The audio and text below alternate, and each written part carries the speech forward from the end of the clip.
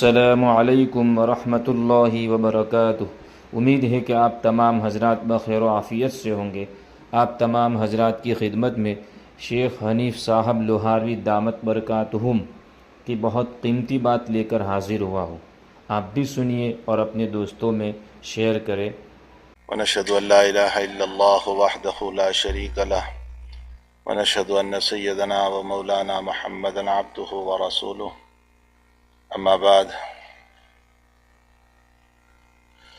استغفروا ربكم انه كان غفارا يرسل السماء عليكم مدرارا ويمددكم باموال وبنين ويجعل لكم انهارا ما لكم لا ترجون لله وقارا۔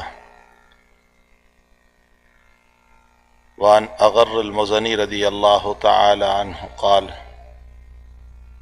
قال رسول اللہ صلی اللہ علیہ وسلم انه لیغان على قلبی وانی استغفر اللہ فی اليوم 100 مرہ رواہ مسلم۔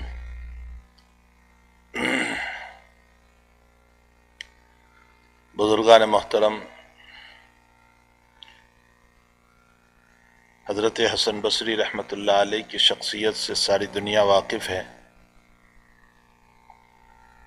حضرت حسن بصری رحمۃ اللہ علیہ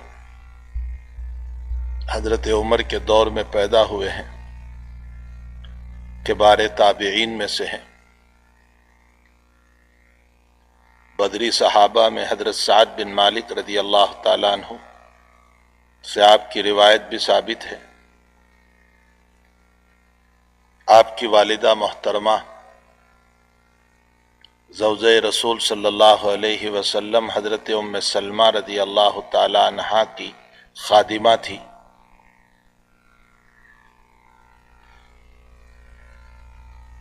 اور جب حضرت حسن بصری کو گھر پہ چھوڑ کر خادمہ جاتی تھی آپ کی والدہ،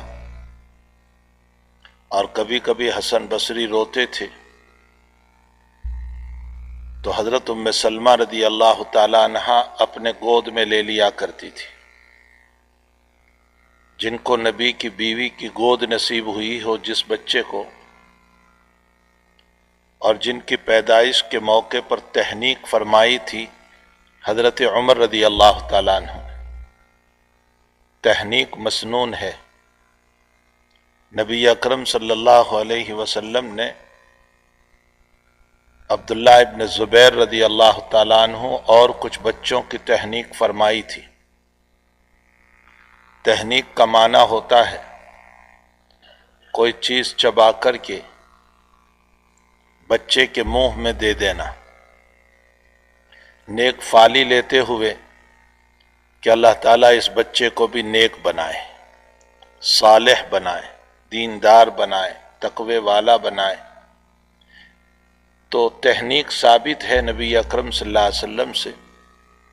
حضرت حسن بصری رحمۃ اللہ علیہ کی تہنیک حضرت عمر رضی اللہ تعالیٰ عنہ نے فرمائی، جس کی تہنیک اتنے بڑے صحابی نے کی ہو اور جن کو زوجہ رسول صلی اللہ علیہ وسلم نے اپنی گود میں اٹھایا ہو، ان کی پاکیزہ زندگی پر اور ان کی بہتر زندگی پر کوئی اشکال نہیں ہو سکتا ہے۔ اللہ تعالیٰ نے ان پر علم کا دریا بھی کھولا تھا۔ بعض لوگوں نے حضرت حسن کے سلسلے میں لکھا ہے کہ بحر لا ينزف، حسن بصری ایک ایسا سمندر ہے علم کا جو خشک نہیں ہوتا، جو سوکھتا نہیں ہے۔ حضرت حسن بصری رحمۃ اللہ علیہ فرماتے ہیں کہ اللہ تعالیٰ نے اس امت کو 2 چیزیں عطا فرمائی،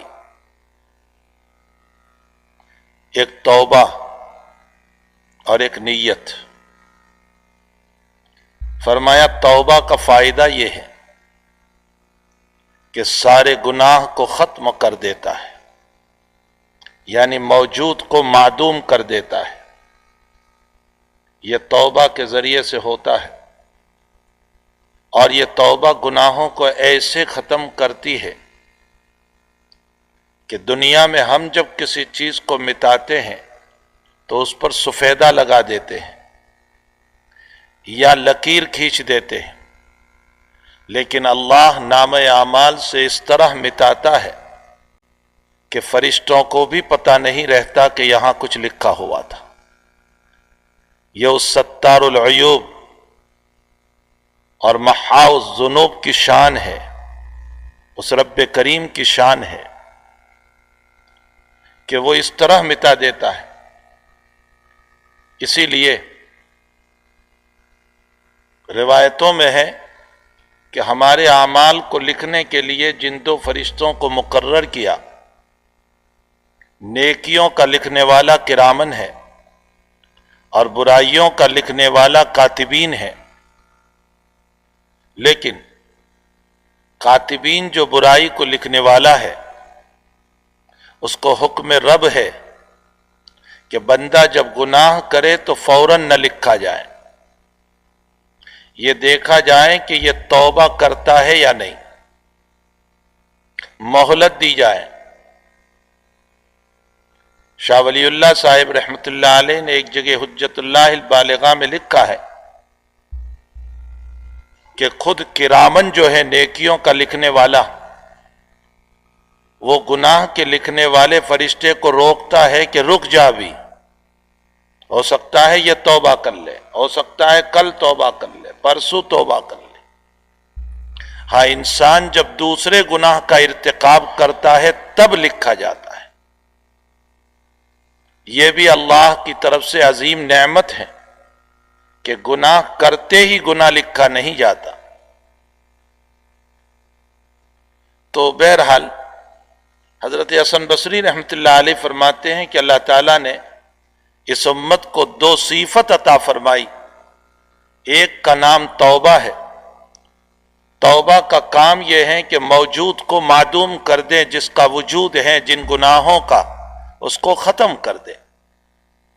اور ایک نیت ہے، انسان کی حسن نیت کی بنیاد پر اگرچہ ابھی تک عمل نہیں کیا، لیکن اچھی نیت کی بنیاد پر ایک ثواب ضرور لکھا جاتا ہے۔ ابھی تو عمل نہیں ہوا، ابھی تو کام نہیں کیا، اور اس میں بھی اللہ کی رحمت دیکھیں کہ بندہ جب گناہ کا ارادہ کرتا ہے تو 4 ارادوں تک اللہ کی طرف سے معافی ہے۔ اب اس کے لیے آپ کو کتابوں کو پڑھنا پڑے گا، دارالعلوم میں جانا پڑے گا۔ گناہ کی 5 قسمیں لکھی ہے: حاجز، خاطر، حدیث النفس اور ہم۔ ان چاروں کا خلاصہ یہ ہے کہ ہمیں گناہ کا ارادہ تو ہوا لیکن پکا نہیں، بس ہاں نہ ہوتا رہا، کروں نہ کروں ہوتا رہا۔ اللہ فرماتے ہیں کہ تیرے اس ارادے پر میں تیرا گناہ نہیں لکھوں گا، جب تک کہ تو عزم نہ کر لے، پختہ ارادہ نہ کر لے گناہ کا۔ اور اس میں بھی اللہ کی رحمت کہ پکا ارادہ کر لیا تو بھی ایک گناہ، اور گناہ کا کام کر لیا تو بھی ایک ہی گناہ لکھا جاتا ہے۔ گناہ کے کام پر ایک گناہ اور نیکی کے کام پر 10 سے لے کر 700 تک۔ واللہ یضاعف لمن یشاء، اس سے بھی زیادہ ہو سکتا ہے۔ تو نیت، اچھی نیت ایک ایسی چیز ہے کہ جب انسان اچھے کام کے سلسلے میں اچھی نیت کرتا ہے تو ابھی کام شروع نہیں کیا، اس سے پہلے اللہ اس کا ایک ثواب لکھ دیتا ہے۔ کسی غریب کو دینے کا ارادہ کیا، ابھی دیا نہیں، لیکن اس کا ایک ثواب لکھا گیا۔ کسی جگہ تعاون کا ارادہ کیا، ابھی کیا نہیں۔ 2 رکعت نفل پڑھنے کا ارادہ کیا، ابھی پڑھی نہیں، اللہ تعالیٰ ایک ثواب ضرور لکھ دیتے ہیں۔ تو نیت کا کام معدوم کو موجود کرنا اور توبہ کا کام موجود کو معدوم کرنا۔ توبہ ایک اچھی صفت ہے۔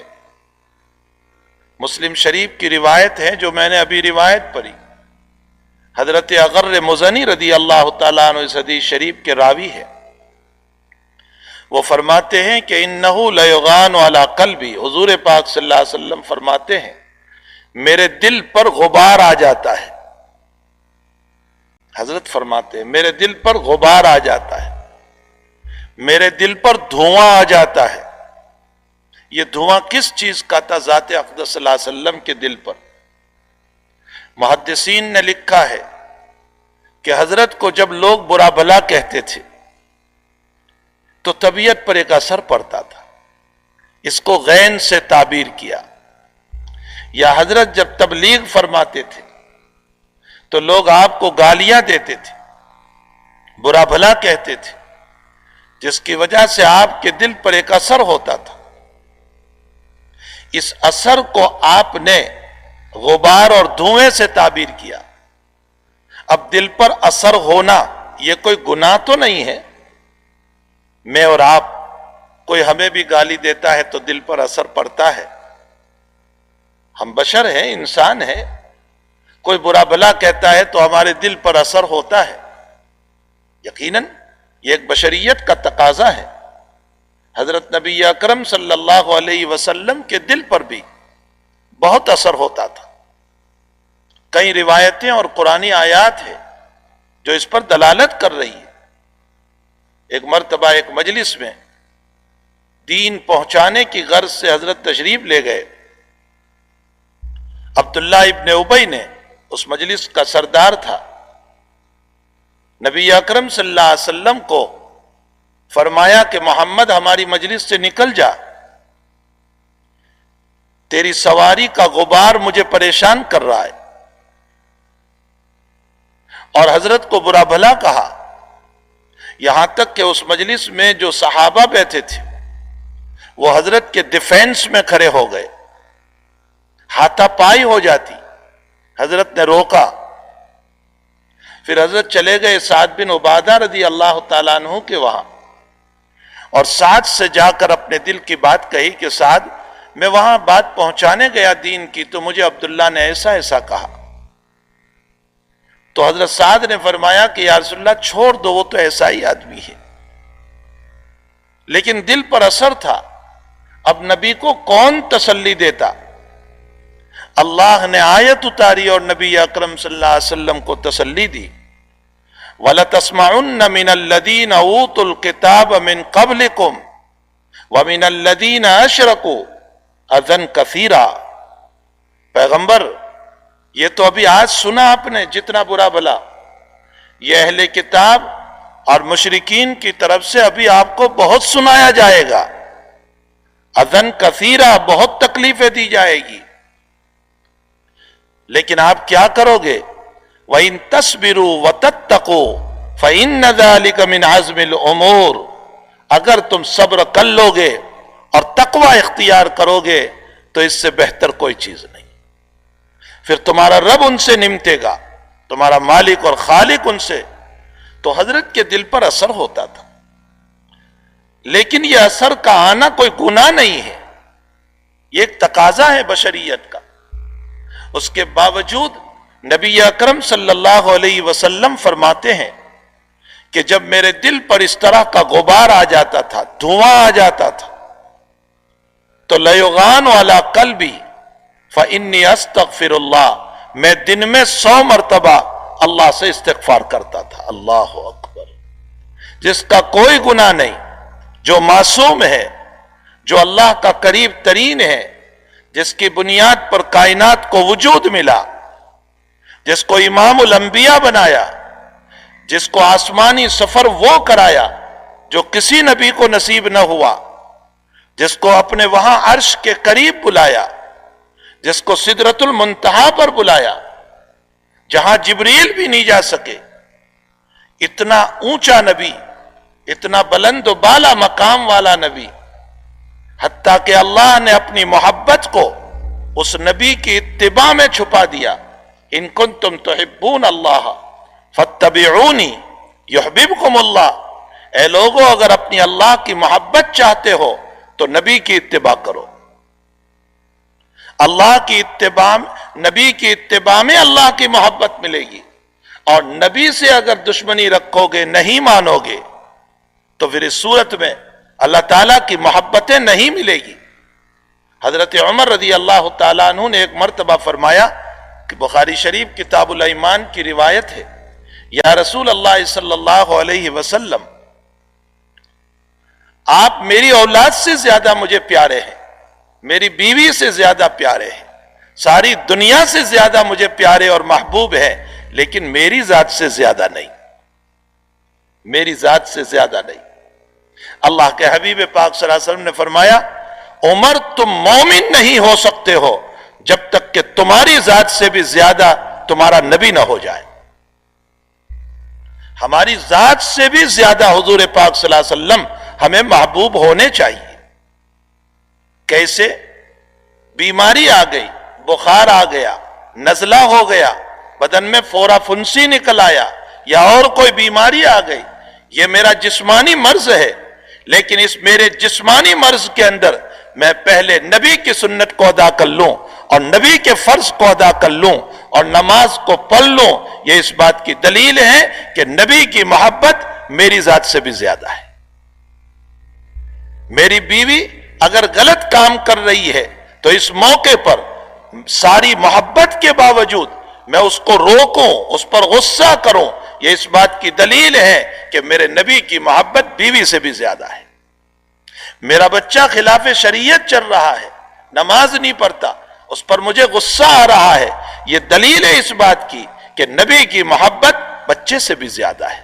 تو بہرحال اسی لیے حضور پاک صلی اللہ علیہ وسلم نے فرمایا، لا یؤمن احدکم حتی اکون احب الیہ من والدہ وولدہ والناس اجمعین۔ تم مومن نہیں ہو سکتے ہو، تم مومن نہیں ہو سکتے ہو جب تک کہ تمہارے پاس تمہاری اولاد سے زیادہ، تمہارے والد سے زیادہ، تمہاری بیوی سے زیادہ، تمہارے بچوں سے زیادہ، ساری دنیا سے، والناس اجمعین، ساری دنیا سے زیادہ جب تک میں تمہارا محبوب نہ بنوں وہاں تک تم مومن نہیں ہو سکتے۔ محدثین نے لکھا ہے کہ دنیا کی محبتوں کی 3 وجہ ہے۔ انسان جو دنیا میں ایک دوسرے سے محبت کرتا ہے اس کی 3 وجہ ہے۔ پہلی وجہ یہ ہے کہ کسی کی خوبصورتی، حسن و جمال کی بنیاد پر محبت کرتا ہے۔ دوسری وجہ ہے کسی کے کمالات، اس میں کمال ہے، اس میں کوئی ہنر ہے، اس کی بنیاد پر ہم محبت کرتے ہیں۔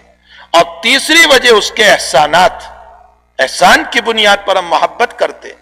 اب یہ تینوں وجہ اگر دیکھو تو سب سے زیادہ کامل و مکمل یہ تینوں شکلیں پائی جاتی ہے، تینوں وجہ پائی جاتی ہے محمد الرسول اللہ صلی اللہ علیہ وسلم میں۔ صلاۃ و سلام علیہ الف الف مرہ، اللہ کے لاکھوں سلام ہو ذات اقدس پر۔ کامل طور پر یہ صفات اور یہ تینوں باتیں ذات اقدس صلی اللہ علیہ وسلم میں پائی جاتی ہے۔ اگر جمال کے اعتبار سے دیکھو، خوبصورتی کے اعتبار سے، تو حضرت سے بڑھ کر دنیا میں کوئی خوبصورت نہیں۔ آپ سے متعلق محدثین فرماتے ہیں کہ دنیا کی کسی بھی چیز کو 1 مرتبہ، 2 مرتبہ، 3 مرتبہ دیکھو، 4 مرتبہ دیکھو، جی بھر جاتا ہے، پھر دیکھنے کو جی نہیں چاہتا۔ اور آپ کی ذات اقدس وہ تھی کہ صحابہ چاہتے تھے ساری زندگی دیکھتے رہے اور کبھی جی نہیں بھرتا تھا، کبھی تھکتے نہیں تھے۔ اسی لیے بزرگوں نے لکھا ہے دنیا میں 2 چیزیں وہ ہے جس سے جی کبھی نہیں بھرتا، ایک آقا صلی اللہ علیہ وسلم اور ایک قرآن کریم۔ قرآن کی تلاوت سے کبھی جی نہیں اگتا تھا اور اللہ کے حبیب کو دیکھنے سے کبھی جی نہیں اگتاتا تھا۔ تو ذات اقدس صلی اللہ علیہ وسلم کا جمال، خوبصورتی، ایک صحابی فرماتے ہیں رضی اللہ تعالی عنہ کہ ایک مرتبہ چاندنی رات تھی اور اللہ کے نبی علیہ السلام تشریف فرماتے، میں کبھی چاند کو دیکھتا اور میں حضرت کو دیکھتا، آخر میں نے فیصلہ کیا کہ میرے نبی سے زیادہ خوبصورت کوئی نہیں۔ حضرت عائشہ فرماتی ہے لواہی زلیخا لو رأینا حبیبی لأثرنا قطع القلوب علی الیدین، فرمایا زلیخا پر الزام لگانے والیوں نے فروٹ کاٹتے کاٹتے یوسف کو دیکھنے میں انگلیاں کاٹ دی تھی، اگر وہ میرے نبی کو دیکھ لیتی تو اپنے گلے کاٹ دیتی، اپنے دل کاٹ دیتی۔ وہ حسن و جمال نبی کریم صلی اللہ علیہ وسلم کو عطا فرمایا تھا. اور اگر کمال کے اعتبار سے دیکھو تو نبی علیہ السلام سے بڑھ کر علمی کمال کسی میں نہیں. اوتیت علم الاولین والآخرین، مجھے اگلوں کا علم، مجھے پچھلوں کا علم دیا گیا. اور تقوی کے اعتبار سے، ورع کے اعتبار سے، پرہیزگاری کے اعتبار سے آپ سے بڑھ کر کسی کا ورع، تقوی اور پرہیزگاری نہیں ہو سکتی ہے. اور اگر احسان کے اعتبار سے دیکھو تو آقا صلی اللہ علیہ وسلم سے بڑھ کر کسی کا احسان امت پر نہیں ہو سکتا ہے. دنیا کی ساری عزتیں، دنیا کے سارے مسائل، دنیا کی ہماری سرخروئی، یہ سب حضور پاک صلی اللہ علیہ وسلم کی بدولت ہے. قبر کی ہماری روشنی آقا صلی اللہ علیہ وسلم کی تعلیمات کی بدولت ہے. اور قیامت میں آپ کا احسان ہماری سفارش کرنا، اللہ کے سامنے سر سجود ہونا، ہمیں ہاتھ پکڑ کے جنت میں لے جانا. جب جہنم برک رہی ہوگی، جب اللہ جلال میں ہوں گے، اس موقع پر آپ کے یہ احسانات، تو اگر کمال کے اعتبار سے دنیا میں کسی سے محبت ہو سکتی ہے تو رسول اللہ صلی اللہ علیہ وسلم، جمال کے اعتبار سے کسی سے محبت ہو سکتی ہے تو رسول اللہ صلی اللہ علیہ وسلم، اور احسان کے اعتبار سے کسی سے محبت ہو سکتی ہے تو آقا صلی اللہ علیہ وسلم.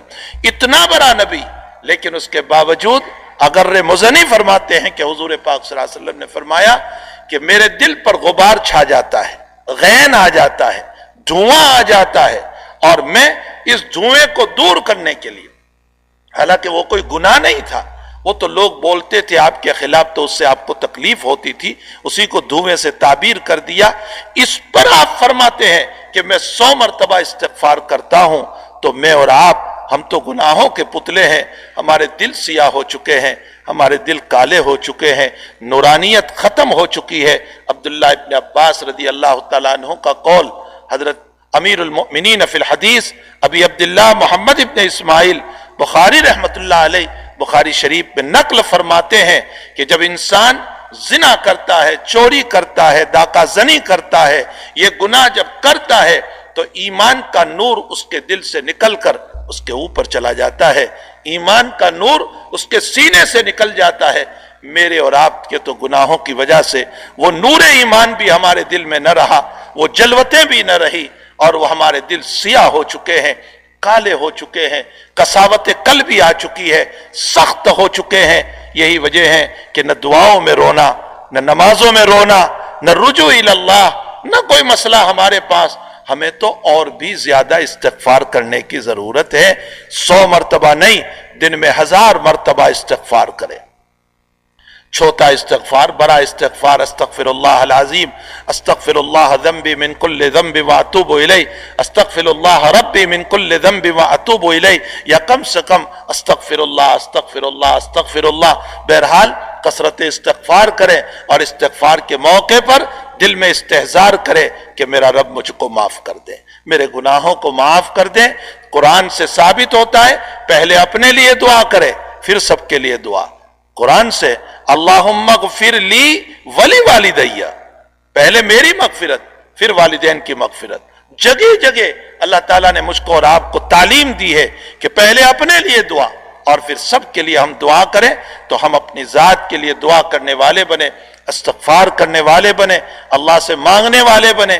اور حدیث شریف میں ہے، روایت میں ہے کہ اگر تم استغفار نہیں کرو گے، گناہ نہیں کرو گے اور استغفار نہیں کرو گے تو اس صورت میں ایسی قوم کو پیدا کر دوں گا جو گناہ کرے گی پھر استغفار کرے گی. اس کا یہ مطلب نہیں ہے کہ اللہ گناہ کی اجازت دے رہا ہے. اس حدیث شریف کا مطلب یہ ہے کہ استغفار کی طرف ترغیب دے رہے ہیں. استغفار کا معنی ماضی میں جو ہو چکا اس پر ندامت ہو اور آئندہ نہ کرنے کا پکا ارادہ ہو، اس کو توبہ کہا جاتا ہے. توبہ پر اولاد بھی ملے گی، توبہ پر معافی بھی ہوگی، توبہ پر دولت میں برکت بھی ہوگی، توبہ پر کاروبار میں برکت بھی ہوگی، توبہ پر اللہ تعالیٰ گھر کو بھی آباد کرے گا. یہ سارے توبہ کے فضائل سورہ نوح کی آیت سے ثابت ہوتے ہیں. استغفروا ربکم انہ کان غفارا یرسل السماء علیکم مدرارا ویمددکم باموال وبنین ویجعل لکم انہارا. رزق بھی عطا کرے گا، اولاد بھی عطا کرے گا، نہریں جاری کر دے گا اللہ تعالیٰ. یہ سب توبہ پر ہے. امت کو چاہیے کہ توبہ پر آئیں، استغفار پر آئیں۔ دنیا کے حالات بگڑ چکے ہیں، بدترین بن چکے ہیں، اللہ کو راضی کرنے کے علاوہ ہمارے پاس کوئی راستہ نہیں ہے۔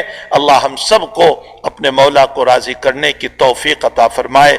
وصلی اللہ علی النبی الکریم برحمتک یا ارحم الراحمین۔ ایسے ہی مزید ویڈیو دیکھنے کے لیے آپ ہماری چینل نورانی باتیں کو سبسکرائب کریں تاکہ ویڈیو اپلوڈ ہوتے ہی سب سے پہلے نوٹیفیکیشن آپ کو مل جاوے، اور اس ویڈیو کو اپنے دوستوں میں خوب شیئر کریں۔